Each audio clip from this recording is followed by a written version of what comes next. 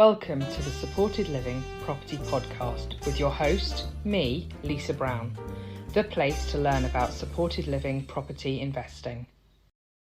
Hi, Adam. It's great to have you here today. For people who don't know you, do you want to introduce yourself, please? Yeah, hi Lisa. I'm Adam Gowland. I am a freelance local authority commissioner. So I spend most of my time going around different local authorities trying to help them set up and get ready to do supported living better, if you like, from a commissioning point of view. Fantastic. And that places you really well for this conversation we're about to have today. Now, a lot of people are not entirely sure what a local authority commissioner is. So I guess that would be a really good place to start about what is a commissioner? Well, traditionally, a commissioner is somewhat, well, in social care at least, is someone that kind of organises the care and support for the local population and meets the requirements of the Social Care Act. For supported living, I think the role of a commissioner is slightly different for slightly different populations, which can be quite confusing if you're looking for ways to discuss things with the local authority. So typically for supported living, that's over the long term. So for people with learning disabilities and autism, which is the bit that I typically cover, the commissioner will be technically responsible for commissioning the care and support. So that would be organising the care provider for whichever property they were looking to bring on board. But the commissioner's role really is to kind of coordinate a lot of the internal work and discussion. So that might involve things like selecting a care provider from a framework, choosing a registered provider to work with, negotiating all the service level agreement and leases, making sure that all the permissions are in place internally to get a scheme through. And then for other types of supported living, it might involve doing things around commissioning a sole provider for things like intensive housing management. So if you're looking to kind of get into things like drug and alcohol services or temporary and emergency accommodation, you would usually deal with a separate commissioner who would deal with all of those things in the round. So in terms of all the things that you go into with supported living, like, negotiating with housing benefit, agreeing the rent test, making sure that all the parties are happy with how things are set up, it would be the commissioner generally that would have all oversight of that, even if they weren't directly responsible for all of it themselves. So it's a really pivotal role, isn't it, when you're trying to set up a supported living scheme or if you're trying to get onto a supported living framework, that it's a person that's really useful to know. But they're very, very busy people, aren't they, commissioners? I think so. I mean, I think part of it is over the last couple of years, particularly the level of contact and requests from landlords and developers has significantly increased.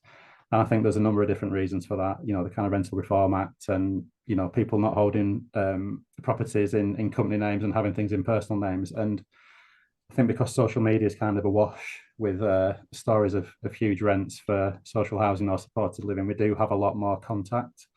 It's Um, definitely ballooned, hasn't it? The interest in supported living from property investors. I've seen that and it's, yeah, and that must be frustrating as a commissioner because I think you're probably being approached by lots of people who don't understand it at all. Is that the case? that's the case, I think so, yeah. And I think it's very difficult because we have to have a process to filter those things out. And very rarely in a local authority will you have just a commissioner that just does supported living. So it will be part of a kind of wider program of work, if you like. So it isn't something that we can usually dedicate 100% of time to. So I think from a commissioning point of view, when people approach us, people that have already been away and done the homework, understand the model, have spent time educating themselves, and come and ask you what the local authority wants, are generally the people that you want to spend a bit more time with. We do get a lot of people coming and saying, "I've got this building and it's this rent and it will be used for this people," and it's all the kind of wrong way around, really. So, I mean, from a local authority point of view, really we should have market position statements which people can access, and some are very good and detailed, and they'll tell you whereabouts in each county or borough they need something developing. There'll be market development events where developers or registered providers or care providers can come and ask questions. So I think they're good starting points for people that are looking to get into the world of supported living, because that's the place in which you will get answers about how everything works. Generally, if you email a commissioner out of the blue saying, "Can I have an hour of your time to understand the whole model?" You probably won't get a response. So, and It's not their job to educate property investors, is it? That or uneducated providers either. It's not your role as a commissioner to do that, is it? no. People need to do their homework first and then come to you, like you said, in a way that they understand it and they're approaching it in an informed way. Yeah. Yeah. And it's a very kind of broad cohort of people that come to you as well. So you might get landlords with single properties, you might get portfolio landlords with things that they want to repurpose. You might get professional developers who have a kind of buy and sell approach into investment trusts where they want to build it and sell it and build it and sell it. So there's a sliding scale of people that approach you, and people who have very different approaches as well. People who want to buy and hold, people who want to kind of stay in for the long term, people who want to come and do single bits of business. So it's a wide picture, and it's really different in each local authority. So I've been freelance for 10 years now, and I've probably worked for 15 or 16 clients in that time, and no two are the same. I think the ones that do it well are very transparent in terms of what they're looking for. They've usually got good processes that are agreed. The commissioners usually have a good relationship with housing benefit. I think one of the misconceptions that people have is that when they approach a commissioner can sign off on a rent, which we can't. They're very separate departments, aren't they, in all local authorities? Yeah, absolutely. Yeah. So I mean, the bit that we can determine in most places is who the care provider is going to be. And some local authorities will also have a set number of registered providers that they want to work with, a kind of mini framework. So it is very different. I found as well, from an investment point of view, because I invest in it too, I invest in different areas, but I tend to invest in areas where I know that either I've got a relationship where I can find out how it works quickly, or I work with partners who've got existing relationships. And I think that's a helpful way in as well if people are looking to get into supported living. If you know someone that does have a relationship and it's built on kind of solid values and an understanding of how the whole system works, it's a real good entry point. And really, I think commissioners want people who who care about what they're doing, and it's not necessarily just the care provider. You get some fantastic housing associations that take their intensive housing management side of things really seriously, and they've got a real passion for some client groups. So I think there's some very kind of transactional supported living that takes place where it is literally about what does the building cost, what yield can I get, how much can I sell it for.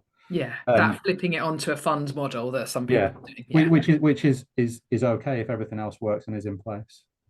It's just sometimes those developers want to come with their own housing providers and care providers too. So it's just and they're not necessarily won't be on your frameworks, and they may not be. Also, sometimes the terms and conditions they're looking for, some of those partners are not necessarily going to be favourable for you guys, are they, in the local authority? No, and the housing organisations are often purely for profit. So the the package is the sell on, but it's also about the kind of ongoing income. So obviously there's a reason why it's all separated, so that people who live there have a choice of kind of choosing their care if they're not happy with what they're getting, and they don't lose the tenancy if they want a slightly different package. Absolutely, and that's how supported living should be set up, isn't it? So you have that separation between the care and the tenancy provision. Absolutely. Yeah.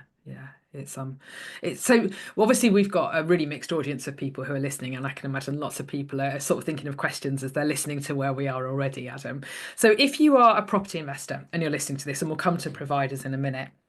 So if you're a property investor and you're listening to this and you're thinking, how do I approach, should I be approaching a commissioner?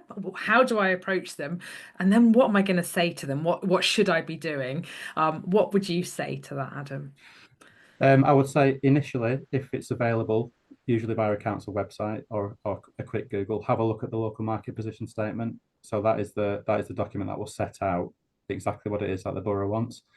I would caveat that by saying that they're not always in date, but they usually will give a good overview or an impression of commissions thinking about what they want from a supported living perspective.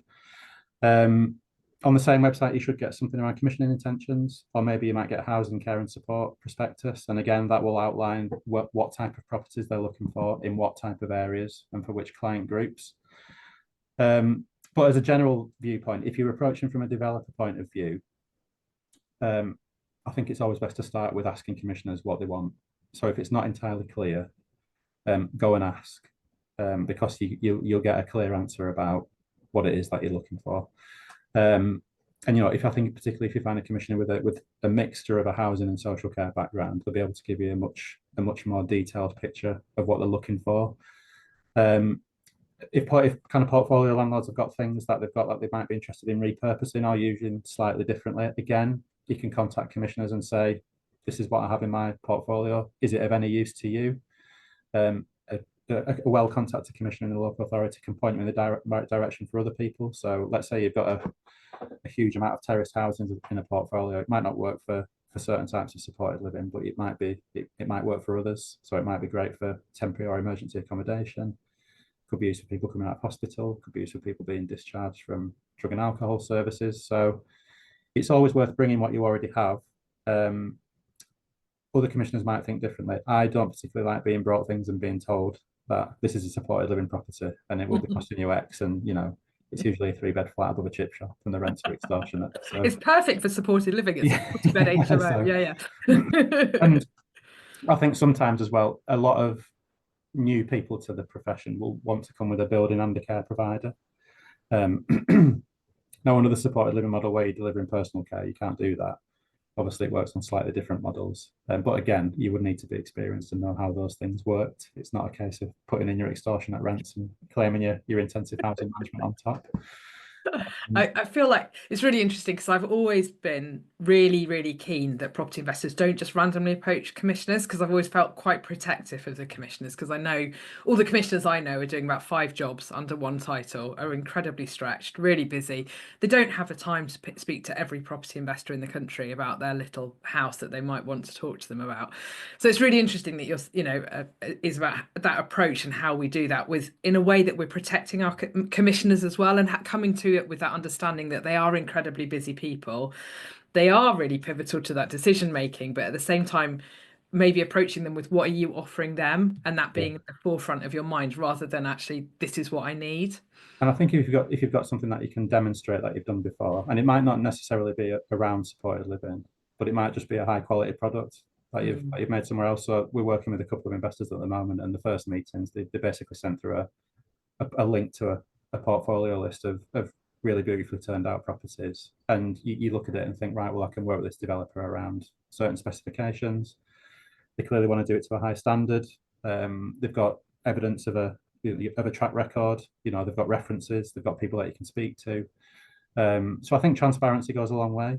Nobody wants to get 6 months into a conversation and find out any gremlins or things hiding in the cupboard. So I think if developers are as transparent as we'd like to be at the beginning, it saves everybody a lot of time, because as you'll know, when you get into the beginning of the scheme and then you start talking about what it might look like and heads of terms and talking about rent negotiations, it's a really long process. It is, and it's not quick and it's not simple. And, I know that I run a lot of training, but I do feel like people really need to be educated and understand how to, you can't just come to this conversation and go, oh, I've heard someone talk about supported living. Can you please take this on? Because they're really complicated conversations to have, aren't they, when you start getting into the nitty-gritty of it and about how it's all going to come together. I think so. I mean, I think that's why it's worth building relationships with other partners as well. So let's say you've got a housing organisation that's got a brilliant relationship with the housing benefit team.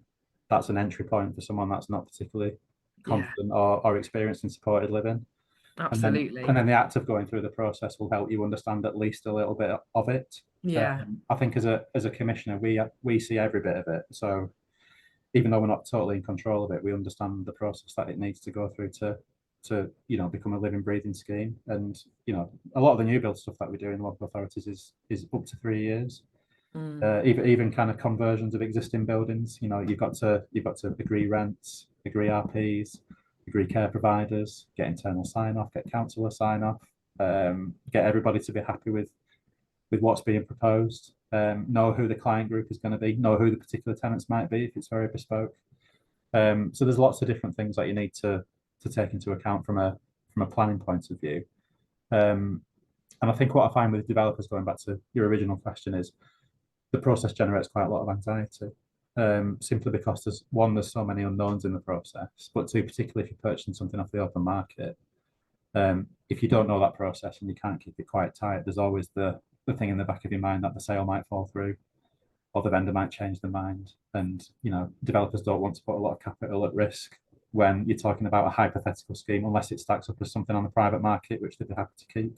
Which is what it should really do, shouldn't it? You should always be looking at stuff with that alternate exit that you can do something else. So I think if people have the alternate exit, they tend to stay in the game because they think, right, well, if I have to build it or I have to convert it, it could be used for this. I think if people have a model where they're looking to flip it and sell it as quickly as possible, or go into an investment trust, that process makes them nervous because, again, if it falls down with all that effort and energy into it, there's an opportunity cost to the time that you've spent on that and where you could have been doing something else. So I think I think I've seen a lot of people trying to repurpose HMOs for supported living, and it works beautifully when you do it right. And you've got the right buildings, because often they can be converted and they work nicely.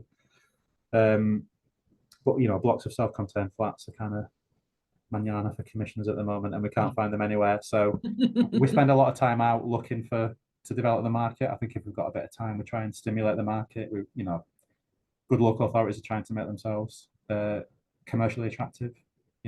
Good lease terms, set positions on nomination and voids, all things that would make developers choose our place over somewhere else, perhaps. So there's lots of different variables. But yeah, it's an interesting field, but it's very different in each area, which is difficult if you're looking to get into it. And it's not always easy where you live either, whether it's cost or the local authority approach to things. So we do deal with a lot of developers from elsewhere, which is good from my point of view. It opens up the pool of resource and expertise that we've got available to us. And we can help steer with local knowledge and what we're looking for in the borough as well, wherever we're working. And it so much depends on the local authority, doesn't it? Like you said, there's such variation. I work with a few different local authorities quite closely, and they have completely different approaches. And it's very different in different areas, and the whole operating system. They might be 20 miles apart, but actually they're worlds apart in the way they operate and their approach to things. So I think it's just really key, and I think it was really important, that thing you said, that if you've not got a lot of experience, if you've perhaps got that single property and it's your first approach, is build those relationships with your housing providers, your housing associations, your care providers.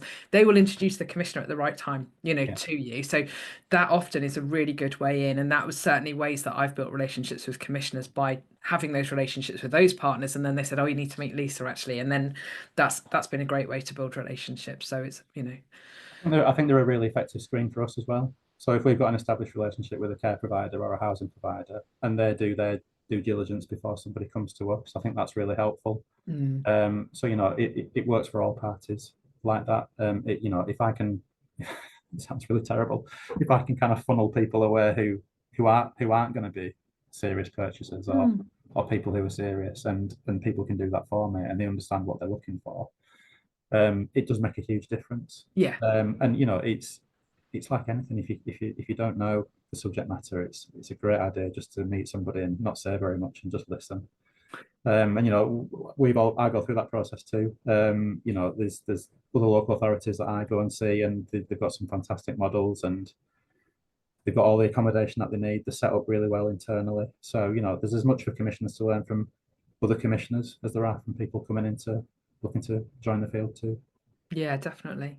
So if you're a care provider or a support provider listening to this, and you're thinking, maybe you're a new care provider, maybe you're not on the framework yet, maybe you're on the framework and you're not quite sure where you're going, what would your advice be for those organisations?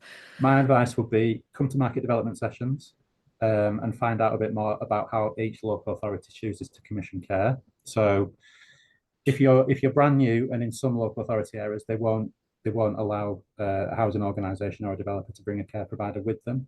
So you would have to be on their local or regional framework. Commissioners should be able to advise you on that and when it opens. So in most local authorities that I've worked, they've got a process by which they will openly tender for care. But you have to be on the framework in the first place. If you're sat outside of the framework, or you're not on that, then you wouldn't be able to be a commission service.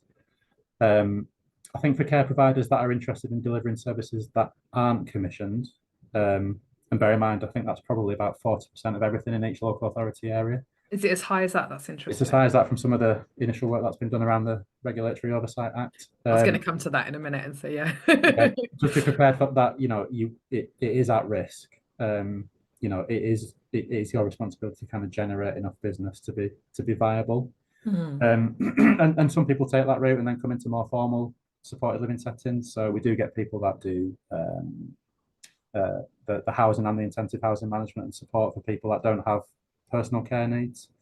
So it might be things like unregulated children's homes, unregulated mental health provision, things that aren't commissioned by the local authority but they're deemed as a local demand for. But But in terms of being at risk, be aware that a lot of local commissioners don't like it, because what it means is you usually get areas within your boroughs that are there's a kind of cluster of services that you haven't purchased, and they tend to gather in areas that are cheaper.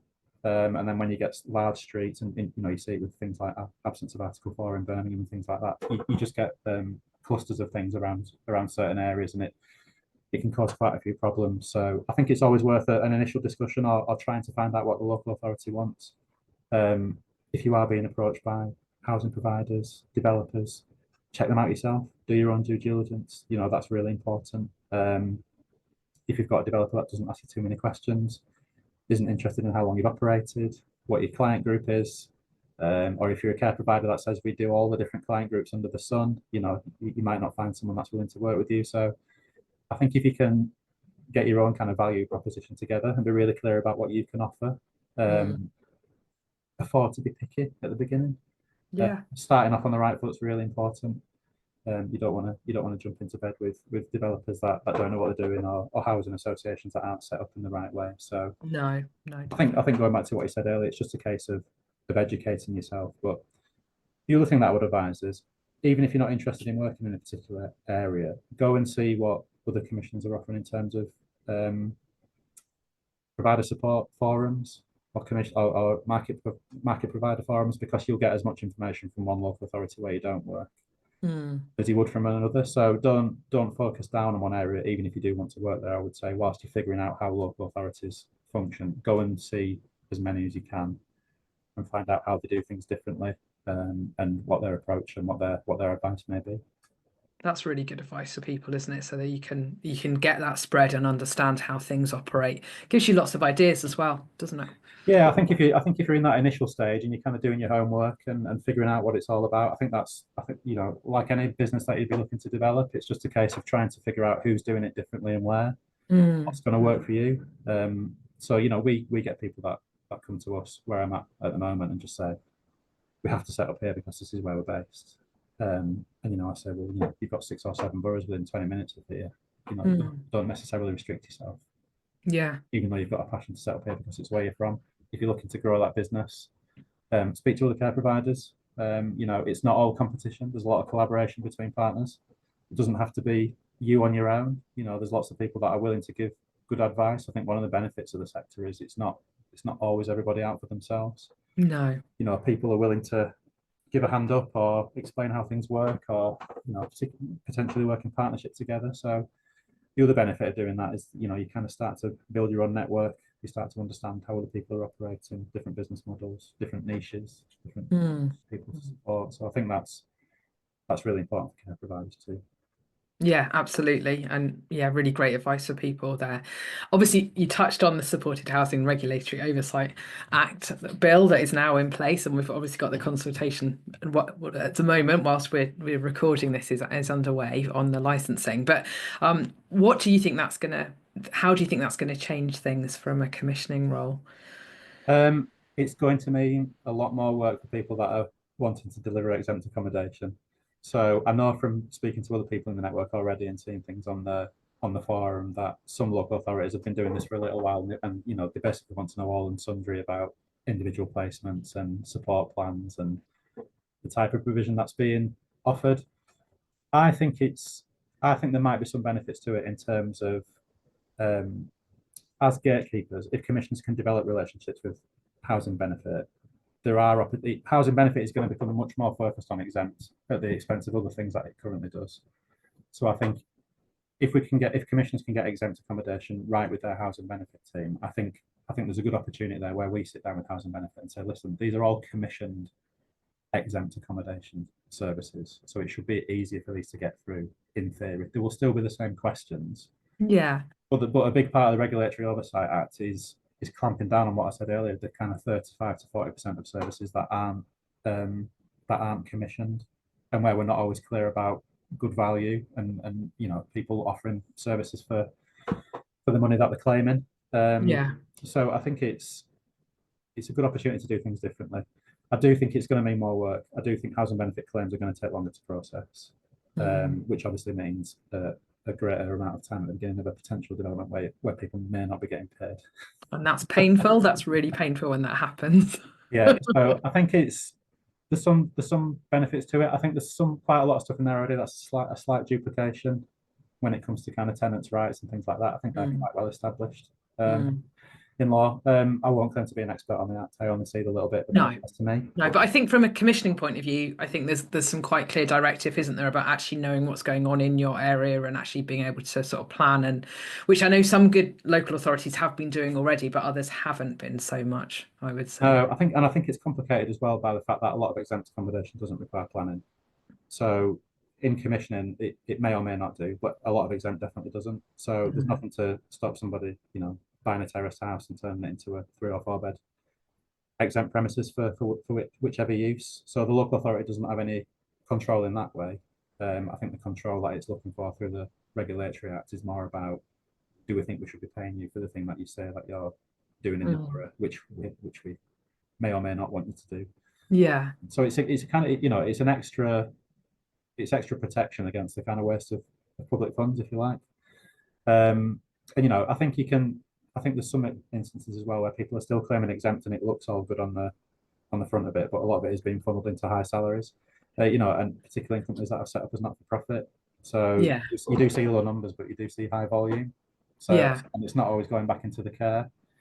And I think the kind of old model of intensive housing management or support being done for an hour or two over the telephone has gone in most places. I think most people are getting wise to that. But there's still quite a lot of practice that isn't particularly fantastic. But I would caveat that by saying a lot of local authorities have probably got historical supported living stock that isn't great either. Yeah. So there's lots of work to do, and I'm not saying all non-commissioned exempt is bad. There's some great services out there. We just like it to fit into the whole local picture, really, because even if it's not commissioned and it's good, the council will still use it, and the council will definitely still use it in certain areas. So anyone that's set up for temporary or emergency accommodation at the moment is going to find themselves very busy. Yeah. And the kind of the desire to get people out of hospital, if you like, who've got complex mental health problems but might not need personal care, is another pressure, particularly on the NHS. Mental health's a massive pressure at the moment, I think, isn't it? Yeah. So there's organisations know that. I think there's a lot of system pressure at the moment, whether it be from local authorities or the NHS. The NHS wants to get more people out of hospital. The demand for working age supported living, so people between 18 and 64, is growing exponentially. That's the biggest percentage cost for social care in most local authority areas. So, even though it's difficult to gain entry, there is a lot of demand. And again, going back to the initial question, I understand developer frustration. And we'll come to that. We'll do that. And care frustration, because you see this huge demand, but you see a kind of, where is the entry point? And it's massive, great barrier in front of you. Yeah, absolutely. And I think sometimes you meet the bureaucracy, and it's how do I get through this to the other side? Yeah, absolutely. And that is frustrating, and I think that's a frustration that everybody feels. I think people in the system feel it too, don't they? I think there's barriers everywhere in this space at the moment. Yeah, we'd love it to be more straightforward. It's just not always the case, unfortunately. No. Adam, thank you. That was really, really helpful. That was brilliant. Thanks very much. All right, take care. Thanks, bye. Thank you for listening to this episode. If you're finding this content useful, then maybe it's time you join the Supported Living Property Network. If you're not already a member, then let me explain what's included. The network is a unique community of property investors and providers coming together to create quality supported living homes. If you're a property investor, you can list property on our portal for our provider members to see. You can access the demand portal where our providers list where they need property, so you can buy property to order. If you're a provider, you can access the property portal to see where our members have property available for you to lease, and you can list where you need property. We do not charge any additional introduction or sourcing fees. You also get access to our monthly training sessions with industry experts to help you understand supported living property and keep up to date. You get access to our monthly online networking sessions to help you connect with property investors and providers. I've written 2 training courses, one for providers and one for property investors, to help you get started in supported living property. We have a membership area filled with resources that you need, where you can watch the previous training sessions too.